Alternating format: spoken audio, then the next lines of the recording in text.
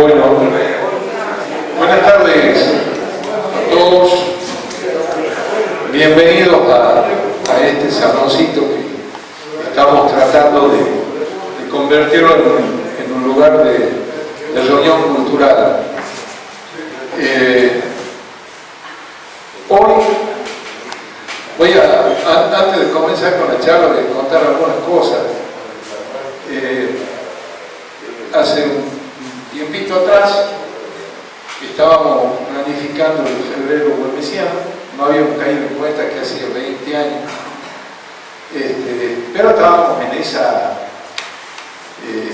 intentona de prepararlo, y hoy, bueno, podemos pasar la guerra gaucha y podemos pasar la tierra nada más. Y mi señora, que tiene un humor un poco ácido, a veces me dice: ¿quién va a ir? Dice: si la puede ver echado en la cámara, yo tomo. Entonces dije: bueno, vamos a tener que pensar en otra cosa. Y ahí nos metimos a preparar la charla de hoy, que tiene dos partes. Una, contando un poco qué hemos hecho en estos 20 años. Éramos tan jóvenes en aquella época, como para que tengamos idea de qué pasó en el febrero huemesiano. Y la segunda parte, el 20 de noviembre del año pasado, del 2022, se cumplieron 80 años del estreno de la Guerra Gaucha. Entonces me parecía que era importante traerlo de la memoria, y sobre todo, no crean que me muestra la Guerra Gaucha, no se asusten. Sí van a haber partes que me interesa que las vean, pero la intención es recordar esta película que fue generadora de un movimiento huemesiano muy importante. Recordemos que fue filmada en invierno de 1942, así que tiene su tiempito. Bueno, vamos a comenzar poniéndome los catalejos, porque si no, no lo verdad.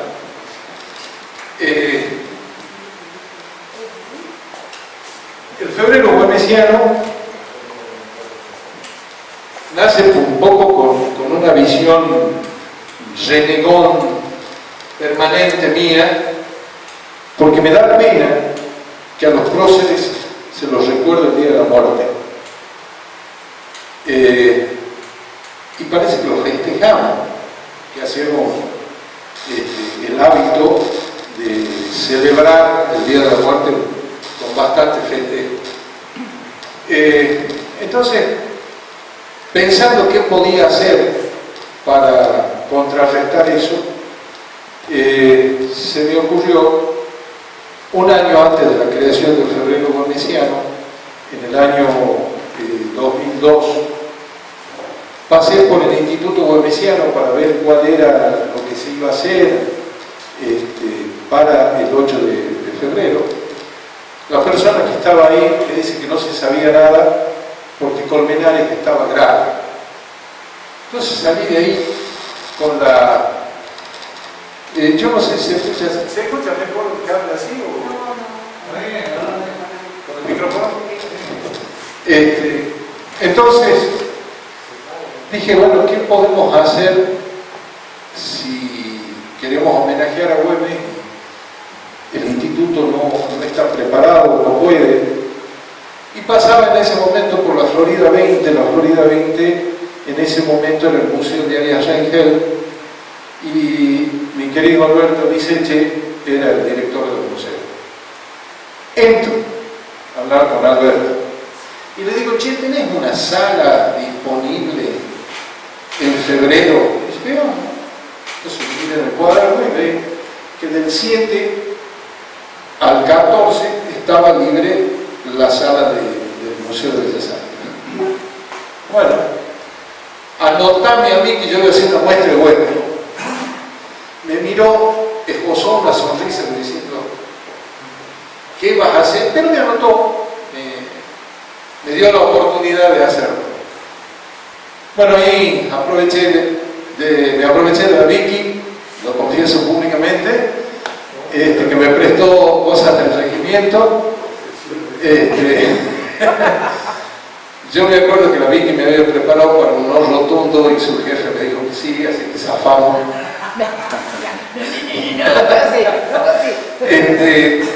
Y también la negra Cataño, que por entonces ya había dejado de ser parte de la agrupación Gauchos de Güemes, de la dirigencia Gauchos de Güemes. Yo me entero que la diseñadora de la película La Tierra en Armas, basada en el libro de Juan Carlos Nava, era cuñada de la negra Cataño, y que 4 de esos vestidos tenía ella. Así que bueno, conseguimos los vestidos y empezamos a hacer el febrero güemesiano al año siguiente de esa muestra. Esta es la inauguración en la Florida 20 de la muestra del 2003. La primera muestra, sí. Perdón, pero estaría bueno haciendo memoria con respecto a los trajes cuando fue el encuentro con Cabral. Déjame que llegue. Gracias por recordarlo, déjame que llegue. Ese es el patio de la Florida 20. Yo me he ido a cambiar después de haber acomodado todo, salgo a mi casa a vestirnos, y cuando vuelvo había militares en la puerta y adentro estaba armada la banda para comenzar con la inauguración del febrero güemesiano. Fueron del Fortín de Atocha, de la Ciénega, con banderas de ceremonia, y nos largamos a hacer el febrero güemesiano. Pero como no bastaba con hacer la muestra, hay algunas cosas que van a ver aquí, las van a ver en el Museo del Quinto de Caballería, otras en el Museo de Bellas Artes. Acá empiezan los vestidos y platería del siglo XIX. Ese Güemes también en la vitrina. O sea, había juntado lo mío, lo del regimiento, lo de amigos, lo extorsioné a mi papá para que me preste platería. Bueno, estuvimos juntando de todo y se pudo hacer esta muestra.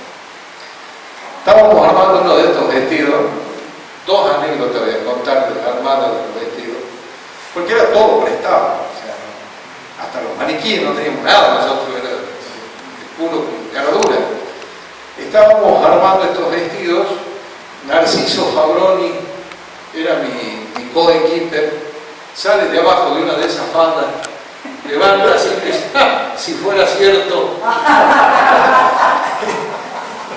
y estaba armando otro de los trajes, la negra Cataño, y vi que había armado un granadero en otro de los maniquíes, y de repente el granadero se cae, la golpea la negra Cataño. Yo le digo: negrita, ¿está bien? No soy más negrita, soy la señora de Cabral. Así que, muchas veces tenemos millones de anécdotas.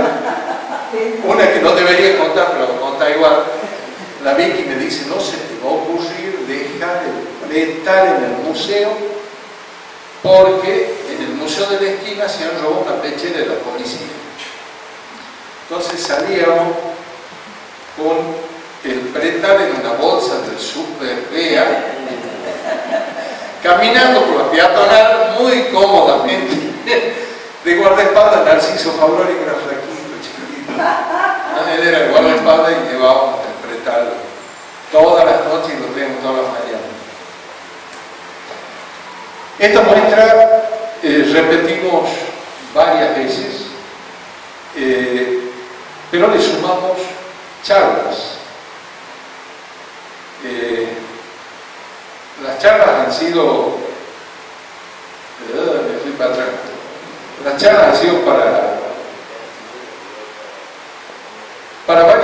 instituciones. O sea, la idea era que las instituciones se sumaran haciendo homenajes en un febrero gomesiano. Para ello invité a casi todos ustedes, me tienen un cachito de paciencia. Les digo, me acordé y anoté, ¿no? Por ejemplo, una conferencia de los gauchos del Cire de Manuel, Güemes, héroe y mártir, de José Fadel, Güemes, otro padre de la patria, Narciso Fabroni. En esa oportunidad también hicimos la representación del Yo Marcelo de Lusato por David Esloqui. Horacio Cortés habló sobre la guardia bajo las estrellas, el escribano Mariano Col sobre los gauchos, la integración latinoamericana, esa fue una charla que hizo mi papá, Esdras Llanela, homenaje a San Martín, y eso también lo hizo Narciso Fabroni, Ernesto Day, el caballo y el gaucho, los oficios civiles de Güemes, mi compadre, el contador Carrizo, los eternos gauchos de Güemes, que esa es la foto, el contador Limoso. Pero claro, a medida que pasaban los años, le metíamos algo nuevo, así que no solamente nos insultaban, porque nos ayudaban a la muestra, o los que tenían la obligación de la charla, como en este caso hacer Ferdi, el 23, ¿no? Se me ocurrió apuntar a hacer algo público en el recinto de la legislatura. Entonces me fui a la legislatura a pedirle que me presten el recinto. El empleado de la legislatura me miró raro y me dijo, no se puede prestar. Digo, no, ahí en el reglamento dice que si es de uso público, si se puede, yo quiero hacer ahí de uso público. Así que hicimos ahí un día 18 de febrero del 2004, se presentó el trabajo digital del ingeniero Guillermo Solá, la guerra de la independencia en el norte. Esa es foto de ese día, en el recinto de la legislatura, pero como no me bastó hacer una, hicimos varias. Presenté mi CD de Güemes en la legislatura en mayo del 2004. Hicimos recinto abierto, ¿te acuerdas, Vicky? Que obligamos a que abran el recinto y le hicimos una muestra 24 horas. La armamos a la mañana, la sacamos a la noche. 15 días después muertos los participantes, porque había que subir la escalera con las cosas, ¿no? O sea, la escalera de la legislatura. Y la última conferencia que dimos ahí fue en el 2007 y fue el licenciado Jorge Sáenz, que habló sobre tácticas y armas de guerra en tiempo de Güemes, y se dio el lujo de explotar pólvora negra ahí en el recinto de la legislatura. Fue muy interesante. Entonces después dije, bueno, ya que apuntamos esto, apuntemos más grande, y se me ocurrió pedirle al jefe de la VIC, el jefe del regimiento, para hacer con la banda el cierre del febrero gomesiano en la plaza 9 de julio. Hacía como 30 grados. Los arbolitos estaban con muy poca sombra porque era el mediodía. Así que los chicos de la banda paraban abajo de la sombrita esperando que se me ocurra empezar con el tema de que actúe la banda. Y se hizo un carrusel y después participaron también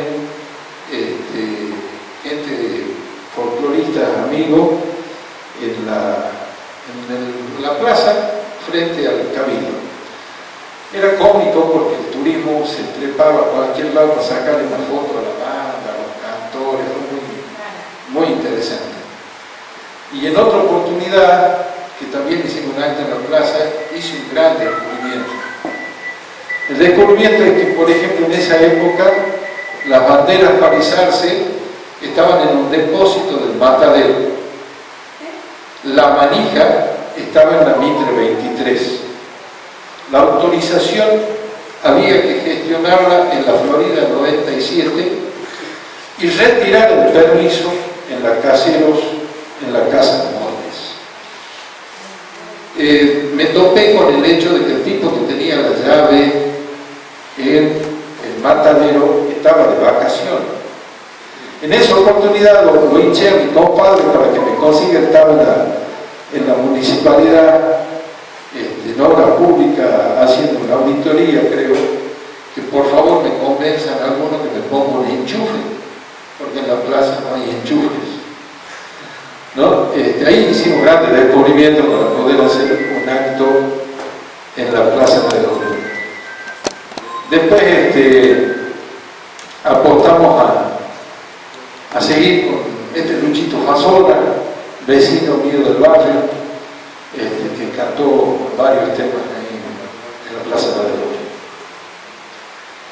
El febrero guarnesiano fue declarado de interés turístico y también de interés legislativo. No calentó bolilla, pero declarado por lo menos de interés. Es parte de la cuestión. Claro, cuando nos agarró la pandemia, acá me falta una foto, en realidad, en el 2019 hicimos unas charlas con Vicky y con Marcelito Rival en el Museo Güemes, en el saloncito del Museo Güemes. Y claro, ya después nos agarró la pandemia, entonces decidimos usar la tecnología y aparecieron las charlas en Zoom, que están todas subidas a YouTube. Y en el 2022, porque eso de que hacíamos la charla, uno hablaba y todo el mundo aprendía o escuchaba o dormía, decidimos hacer el conversatorio, es decir, cada uno puede opinar y hacer un aporte, y eso hicimos 10 conversatorios en el 2022. Y ahora estamos aquí.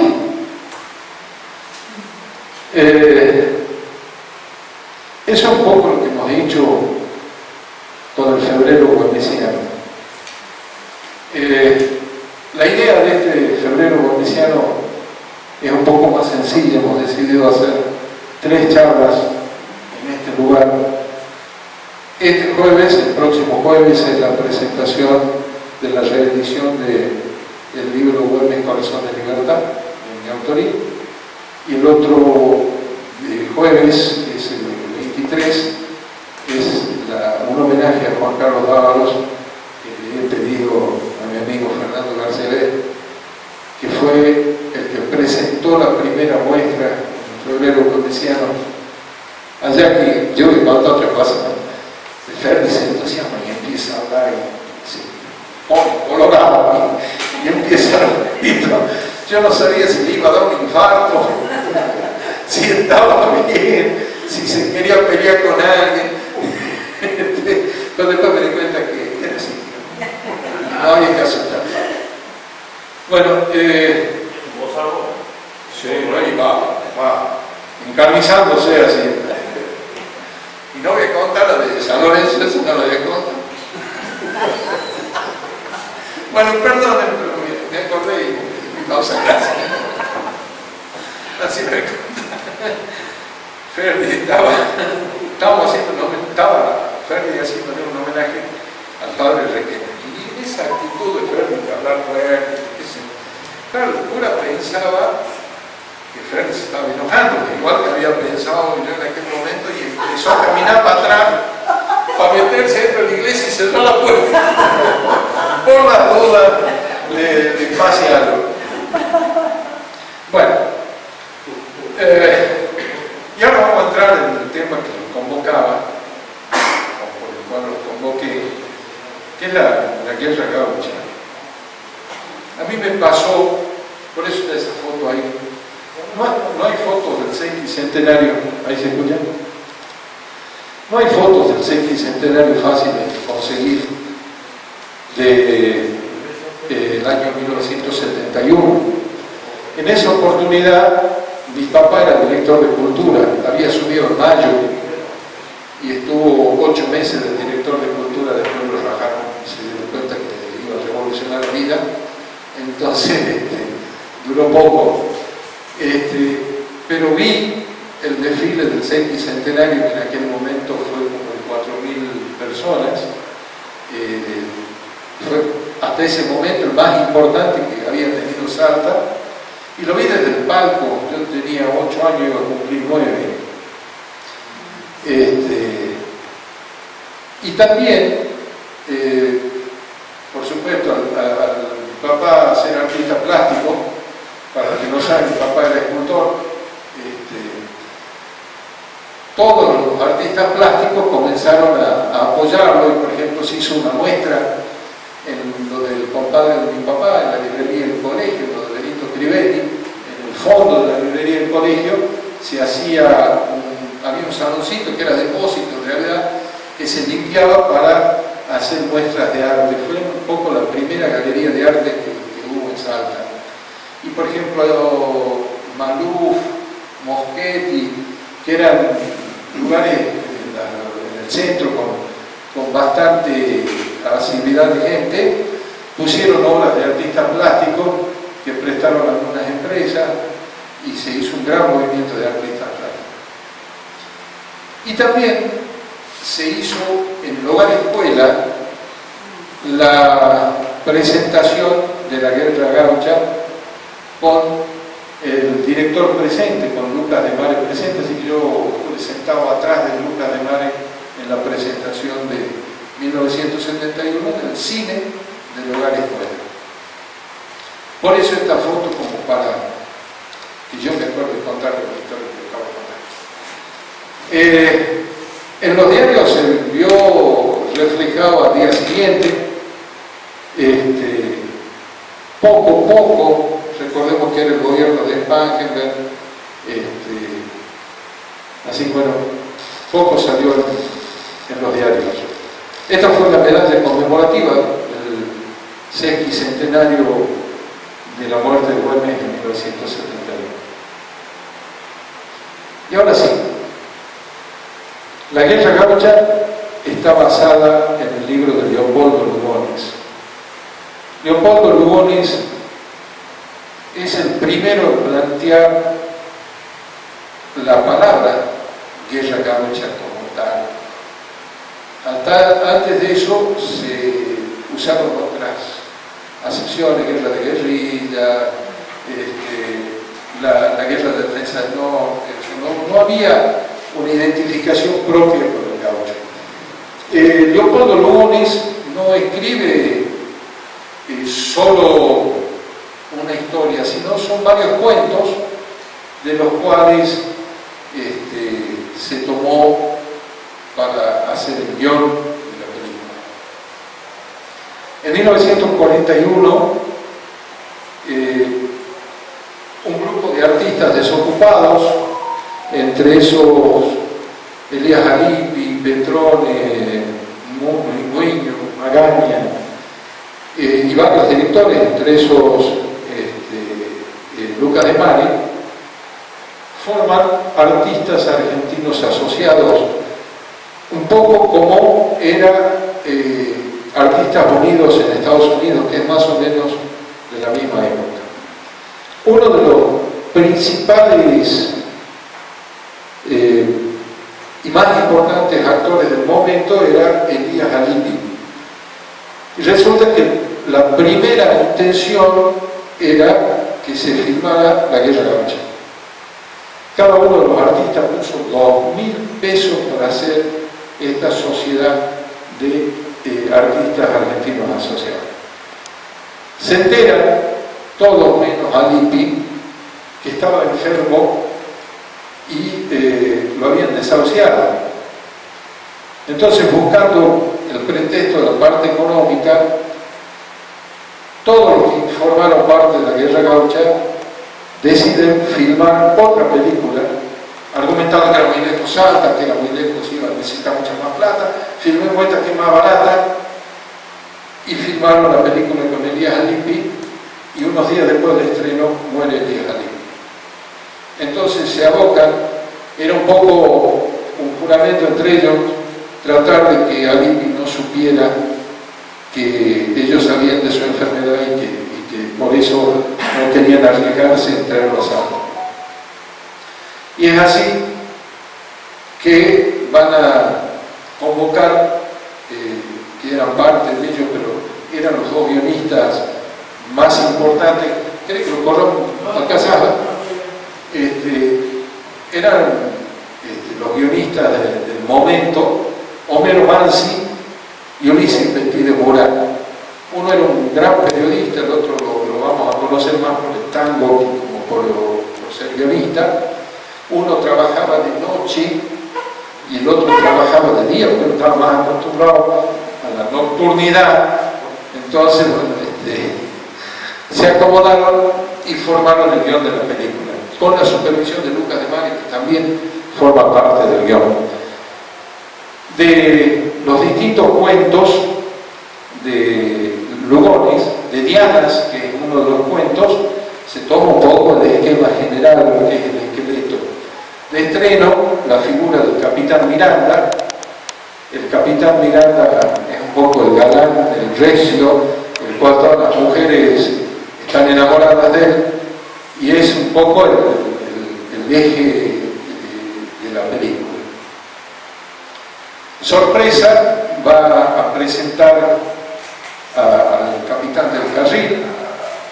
El juramento es el teniente Villarreal. El teniente Villarreal era un nacido en Lima, pero al servicio del rey. El tipo ha jurado defender al rey y está en esa postura. Y cuando en la película es tomado prisionero, lo mandan a que se cure a la casa de Asunción Colombres, que es el personaje que hace Amelia Vence. Él medio se enamora, en realidad se enamora, pero ella en un momento dado lo critica por estar al servicio del rey siendo un americano.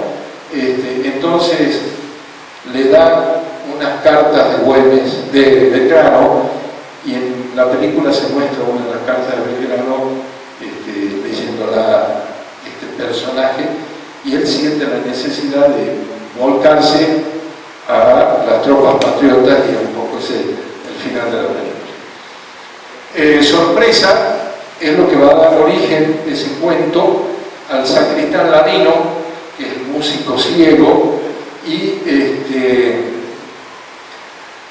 y Alerta va a ser un poco esa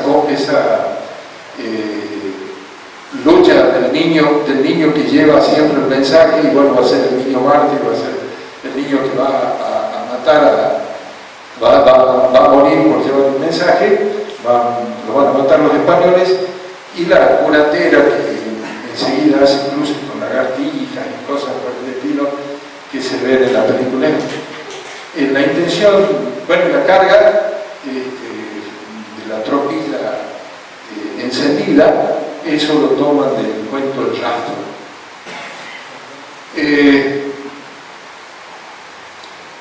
La guerra gaucha tiene la virtud de que se ha pretendido llevar el drama, pero no tan duro.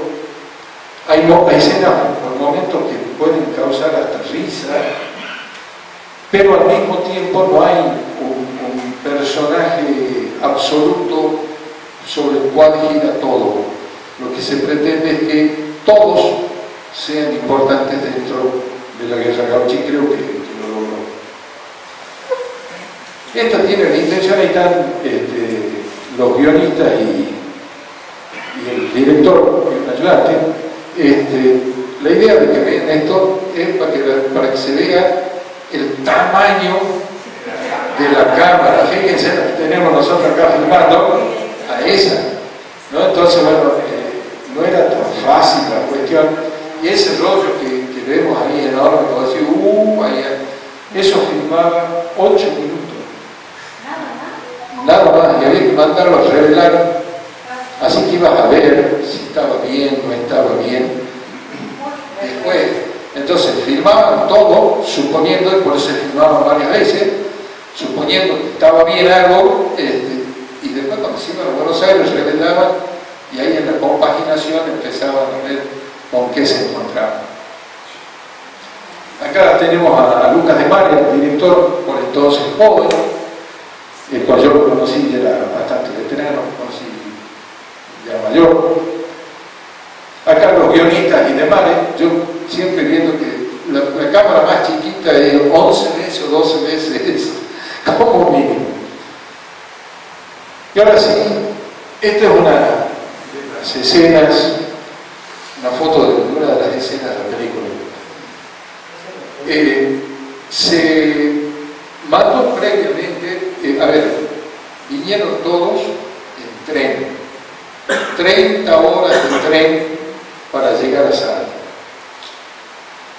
Ha muerto Elías Alipi, se decide que el capitán Miranda o Agapetroni y Chiola tenía que hacer el otro personaje que iba a ser el capitán del carril. 2 días antes de salir a Salta se quiebra la mano cerca de la muñeca. El tipo se hace enyesar la mano y dice: no me saquen de la película, yo voy a cumplir sea como sea. Entonces vino con todo el resto. Pero como avanzada de esto, se mandó a Ralph Papier, que era el escenógrafo, y eligió Escoipe como lugar para filmar. Entonces se filmó en la zona de Escoipe, en la zanja. Esa es la zona en donde se hizo un pueblo falso. ¿Por qué se hace el pueblo falso? Porque después se le incendia. En la película se le prende fuego. Entonces, ¿qué hace Lucas de Mar? Claro, recordemos que venían sin guita, ¿no? Entonces, quemar el pueblo y que le salga mal. Entonces hasta los camarógrafos estaban vestidos de español o de gaucho, las cámaras abajo de montaña de paja, como para que no se vieran en la escena, pero se filmaba lo más que se pudiera para después tratar de poder cumplir con lo previsto. Acá nosotros tenemos la pareja del amor, digamos, porque es la Amelia Vence, que hace de Asunción Colombe, que es la carcelera de Ángel Magaña, que es el teniente Villarreal. Pero claro, yo me propuse tratar de que ustedes conocieran lo mejor posible la Guerra Gaucha, así que les voy a mostrar la opinión de Amelia Vence sobre la guerra.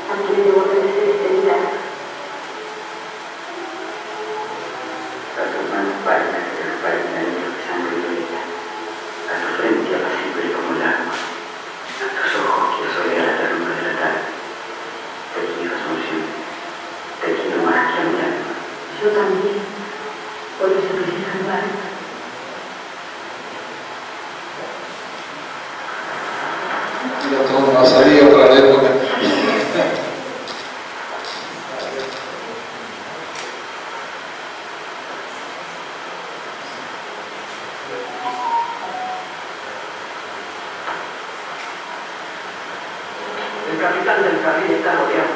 El pago se va a jugar su recto en sangre. Présteme todos los brazos que quedan de estancia. Y cóbreme todo. Un momento. Cuenten también conmigo. ¿Sí? Así. Yo.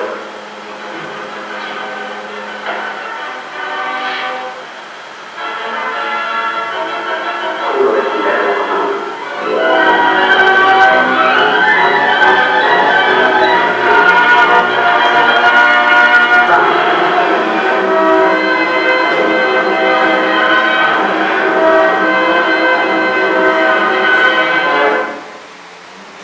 Se la voy a hacer de completa.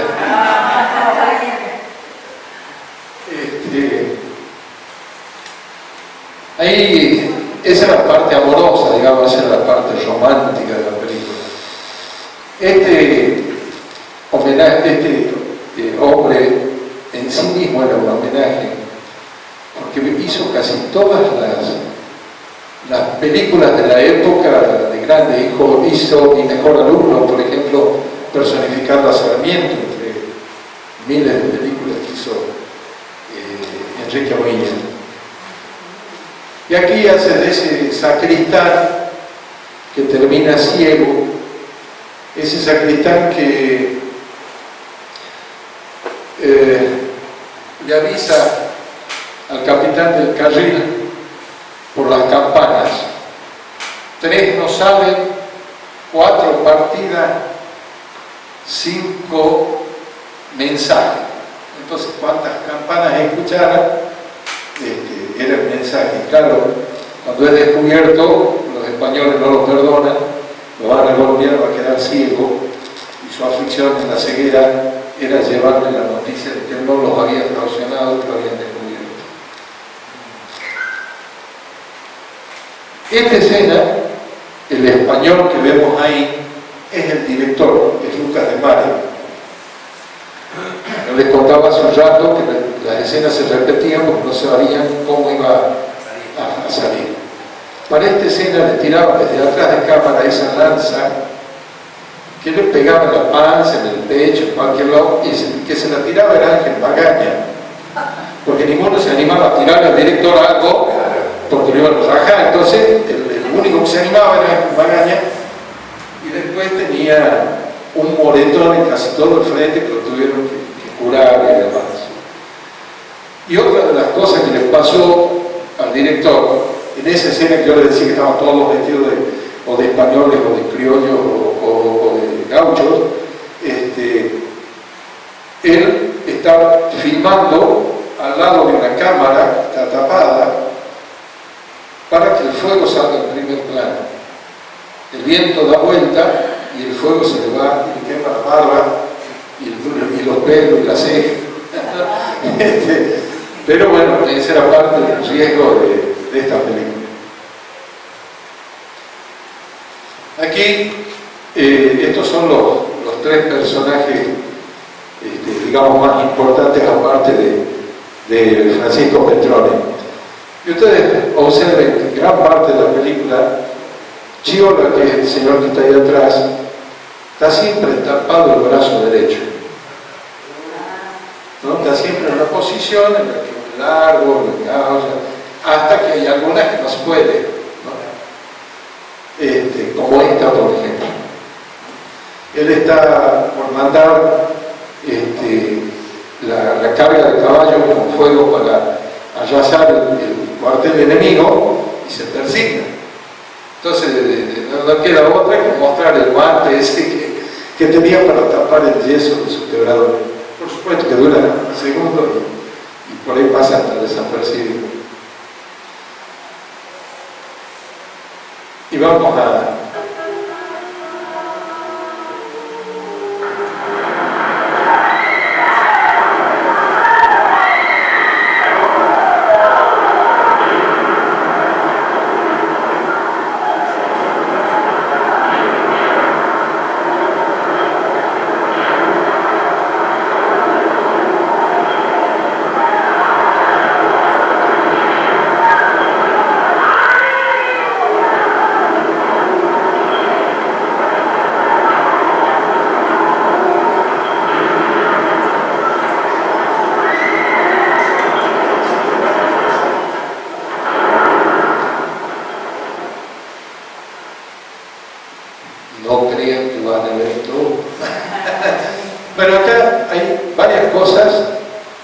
se hicieron en el cine argentino por primera vez. Por ejemplo, el uso de una maqueta con caballitos chiquitos quemándose, que es la primera parte de la escena, cuando van bajando el cerro. Eso es una maqueta, porque si ustedes ven, están todos parejitos, bajan en filas, como desfilando los caballos. Eso es una maqueta. Y después, claro, no había caucho que quiera prender el fuego a la cola del caballo. Entonces, le hicieron como un arnés en la cola para llevar una viola encendida, que flamea como si fuera la cola, pero en realidad no es la cola, ¿no? Eso se usó por primera vez en el cine argentino en esta película.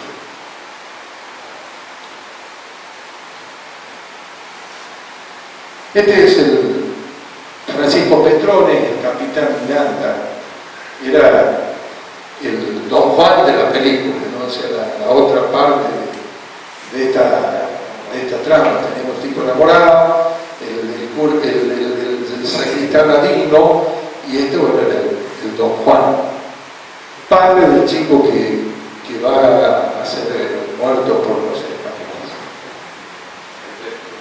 Acá lo tienen en una foto con una mujer, y esta es la escena donde él le decía general a su hijo, donde el chico llega a sus brazos herido por la espalda por los españoles.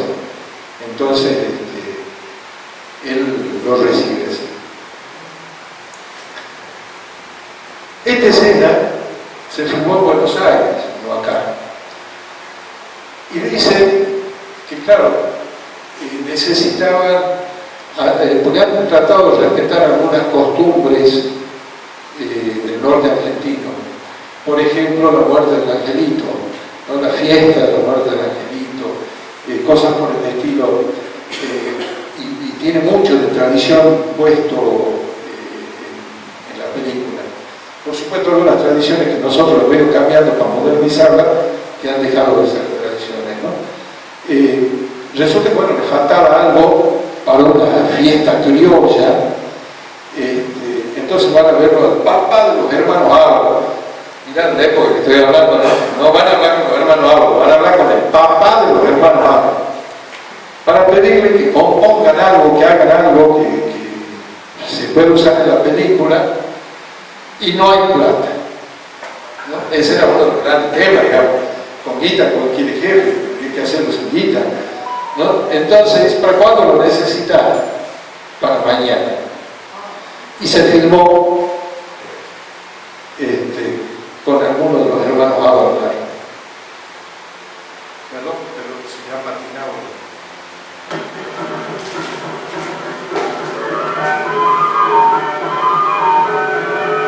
Ese fue el otro.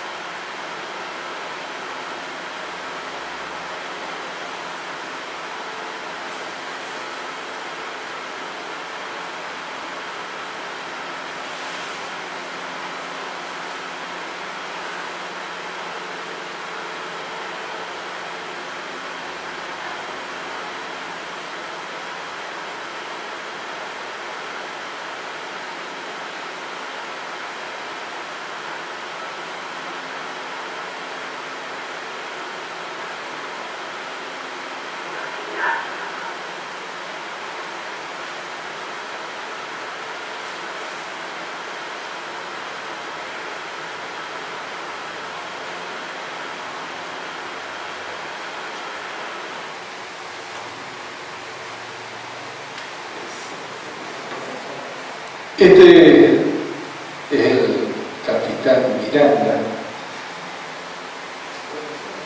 Y yo me voy a anticipar un poco al final,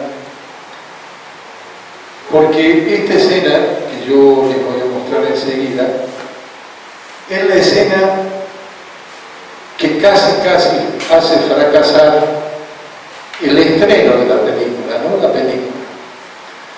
Porque estas películas y las partes que se hacían en Buenos Aires se hacían en el estudio Alex, una maravilla, tuve la oportunidad de conocerlo, que ya no existe, o sea, existe el edificio, pero para que ustedes se den una idea, la consola de sonido tenía 145 canales y eran todos independientes. El tipo andaba sobre un rielcito, ¿no?, para poder manejar el sonido de la consola.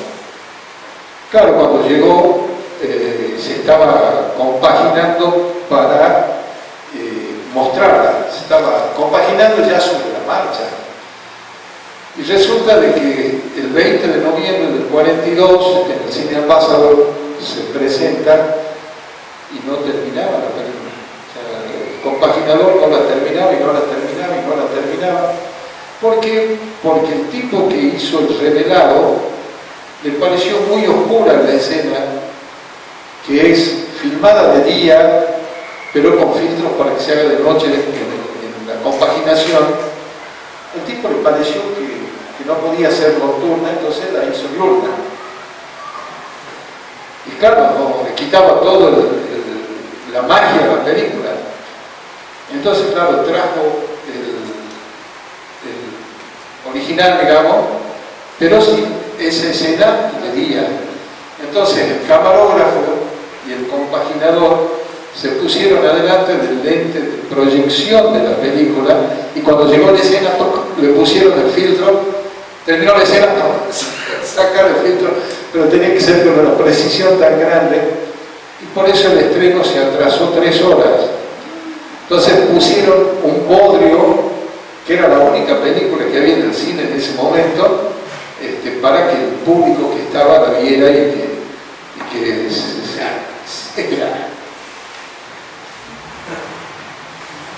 es la escena de prácticamente una discordia. 3 días después tuvo el original ya puesto.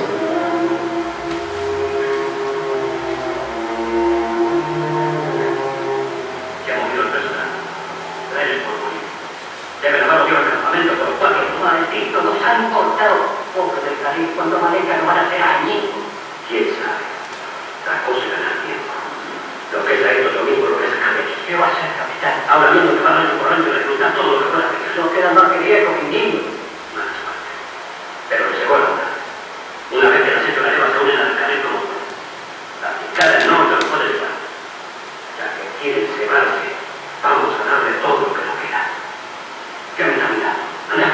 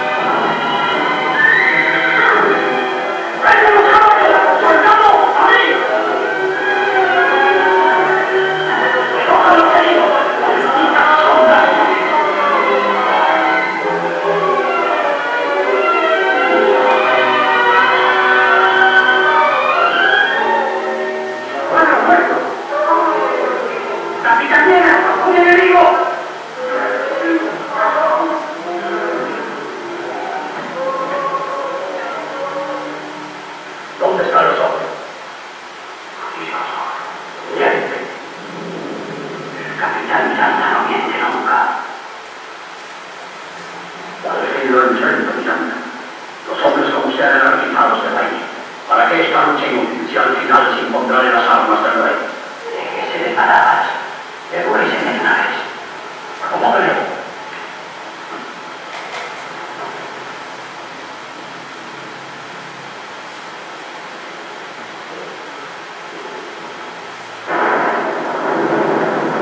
¿Por qué tanto valor desperdiciado? ¿Por qué tanto un coro contra nosotros? No lo saben todavía. Peleamos por nuestros hermanos de cobre, por nuestras piedras, por nuestros árboles, y seguiremos peleando, aunque la montaña ruede sobre nuestros huesos. El diablo nos aconseja.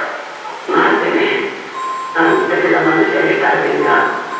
Ahora que no tienen forma, nuestras lanzas los arrasarán.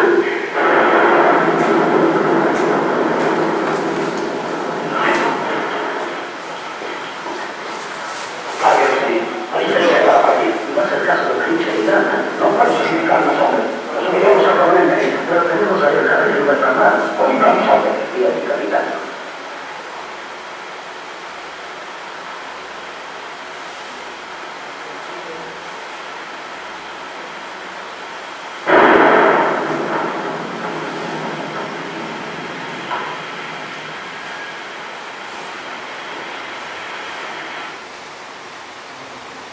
Esta era la escena de la discordia entre la gente que traía del negativo al positivo la película y los que la habían diseñado. Bueno, en la escena prácticamente sobre el final, nosotros vamos a poder ver la inmensidad de los cerros de esa zona y va a aparecer en esos segundos, muy a la distancia, Güemes, ¿no? Montado en cicleta, voy a la usanza de la creencia de la época, ¿no? Hablo de la época cinematográfica, ¿no? Todavía no habíamos avanzado bastante sobre la investigación histórica de la época. Con esta frase termina la película: así vivieron, así murieron los sin nombre, los que hicieron la guerra gaucha. Por eso no se pretendió nunca el hecho de que haya un personaje que sobresalga sobre el resto. Ustedes han visto que son varios los personajes y sobre ellos gira la película. Ahora, cuando uno ve las anécdotas, yo me he pasado un video, voy a hacer algo que no se hace, pero igual lo voy a hacer.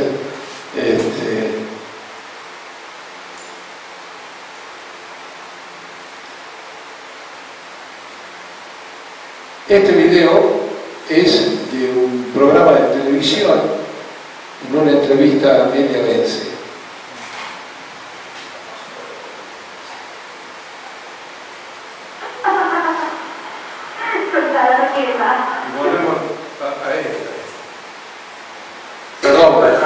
Son muy parecidas. Llegué a trabajar con los mejores directores de su época, el caso de Mario Soffici, Lucas Delano, Pierre Gillon y Daniel Tiner. También hizo cine en el extranjero, hizo dos películas en México, también hizo una película en España, y también desarrolló paralelamente una excelente carrera teatral en Perú, en Estados Unidos y por supuesto en Buenos Aires. Bueno, ahí hacía una dama salteña que tenía una gran amistad con Belgrano. No voy a contar la historia, ¿no? No, lo que pasa es que lo que voy a contar es una anécdota muy interesante para mí, desde mi punto de vista, es por qué hice esa película. Cuando se iniciaron los artistas argentinos asociados, tenía que llamar a una actriz que hiciera ese personaje. Era en mi comienzo, cuando yo empezaba. Y un día me llama Angie Magaña y me dice: hemos decidido que vos hagas este personaje, esta película. Entonces yo no me desmayé porque era fuertísima, pero casi me desmayo. Digo, no puede ser, en serio, sí. Lo que pasa es que tenemos muy pocas plata. Y lo único que le dije, ¿cómo? ¿Van a pagar? Y lo único que le dije. ¿Cómo te trata Lucas de Madrid? Bueno, Lucas de Madrid era muy duro, muy serio, muy seco. Por mí no la veo nunca. No, nunca. Pero nunca tampoco me dijo que esto no estaba bien, no estaba mal. Pero yo lo conocía por su personalidad. Era muy fuerte, muy mal hablado y estaba con mucha atención, un director extraordinario. ¿Trabajamos? Me parecía importante que ella dijera por qué, digamos, participó de la película. Yo les contaba recién que el estreno se hizo en el Cine Ambassador, en la calle Lavalle. Fue el 20 de noviembre de 1942. Para la época se pensaba que iba a ser un gran fracaso, porque en ese año 1942 el cine argentino estrenó 57 películas. Y generalmente los estrenos se producen en el verano, donde la gente está con mayor avidez de ir al cine, de distraerse, y esto era en noviembre. Estaban locos estos tipos que querían hacerlo en noviembre. Y había inaugurado un gran fracaso. Estuvo en cartel 114 días, la vieron 170.000 espectadores y tuvo el récord de vencer a Lo que el viento se llevó, que era hasta entonces la película que más espectadores había llevado al cine argentino. Cuentan los que participaron ahí, no del estreno, sino de la película, que dormían en unos galpones en las cercanías de Coipe. En realidad era en lo de Néstor Patrón Costa. Habían acondicionado unos galpones para que la gente duerma ahí, pero claro, no se calentaban con nada, porque era invierno, era julio del año 42, época de mayor frío, así que muchos recuerdan prácticamente no dormir, entonces preparaban la escena, cualquier cosa, con tal de mantenerse distraídos para evitar el frío. El único que no participó de ese galpón, digamos, donde estaban alojados, era Enrique Muñoz, que estaba alojado en un hotel en la ciudad y se hacía el viaje de madrugada para ir a filmar en la zona de Coipe. Recibió como premio en el año 1942 de la Academia de Artes y Ciencias Cinematográficas el Cóndor Académico a la Mejor Película y el diploma de honor a Lucas de Madrid como director. Esto lo agregué a última hora porque mi mujer me dijo, y no ha ganado premio, a mí no se me ocurrió poner los premios, digamos, nos pusimos en una de las formas más fáciles de aportarte. Y de aquí en adelante, desde este movimiento de 1942, surgieron una serie de cosas, entre eso, por ejemplo, la aparición en la revista Villiquen en el año 45 de la figura de Güemes. Era la primera vez que aparecía Güemes, y si ustedes ven, aparece el monumento a Güemes, aparece la postura del Schiaffino que tengo acá atrás, aparece el cuadro de la legislatura, el cuadro de Galicia. Entonces un poco no tenía muchos recursos todavía para la historieta, pero surgió en Villiquen en el 45. Y después se hizo en el año 51 una revista sobre la guerra gaucha. Y esa revista tiene los personajes dibujados de la película, coloreados por la primera vez que ahí se veía el color que había estado en blanco y negro. Bueno, hasta aquí con esta historia, no sé, me debo haber olvidado millones de anécdotas.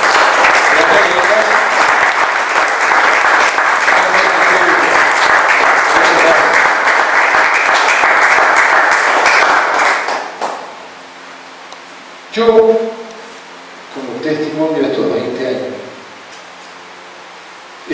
había preparado, como creía que iban a venir algunos representantes pertinentes, pero cuando deje de fumar a Vicky, que venga. Ah, bueno.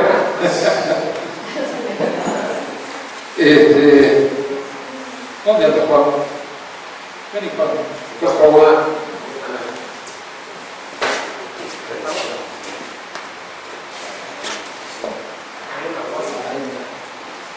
Ese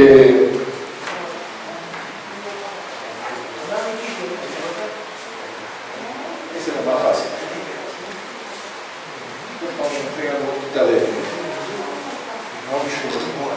Señor vicepresidente de la Comisión Cuadro de las Estrellas, le va a hacer entrega a Virginia y a un recordatorio de estos 20 años de aguante, ¿no? No lloré mi hija. Como para ella y el regimiento que también se animó a prestar para las cosas.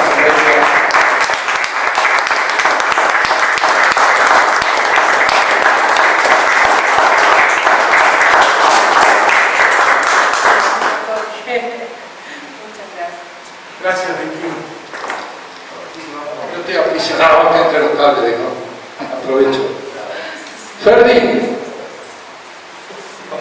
no lo retes a él, de niña. Vení, hermano. Si no, qué gracia tiene que cuente que te me has puesto colorado, que casi creía que tenías un infarto. Si no recordaba.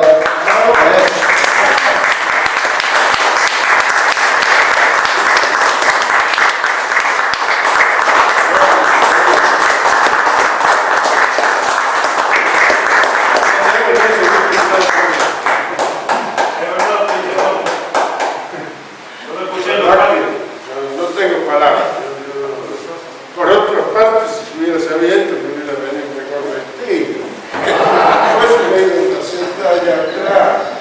No importa, nadie te va a mirar la zapatilla, digo. El hábito no es Totalmente. La verdad que me emociona profundamente.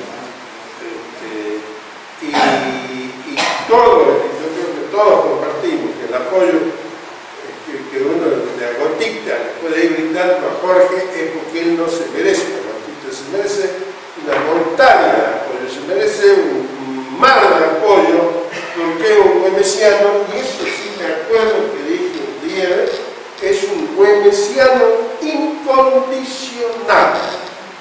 Jamás va a pedir que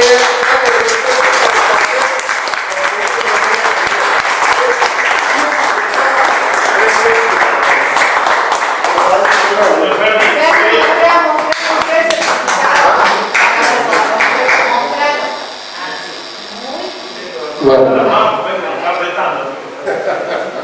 y Luján, y espero que alguien tenga alojamiento para prestar.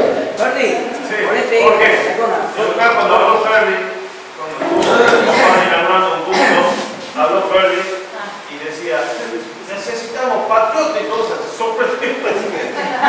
Ahora que se estaba por dormir y el Ferdi se ha despertado.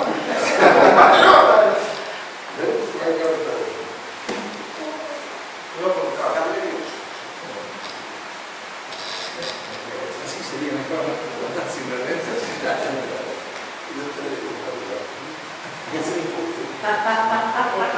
Acá 20 años va a ser esta foto. Bueno, Gracias. un aplauso para Peluso también, que siempre está.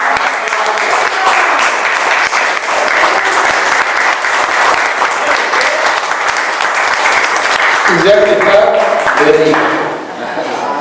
Por favor.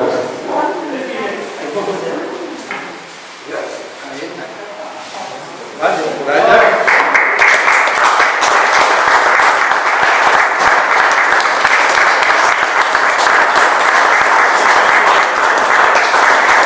Ella fue, es el fotógrafo.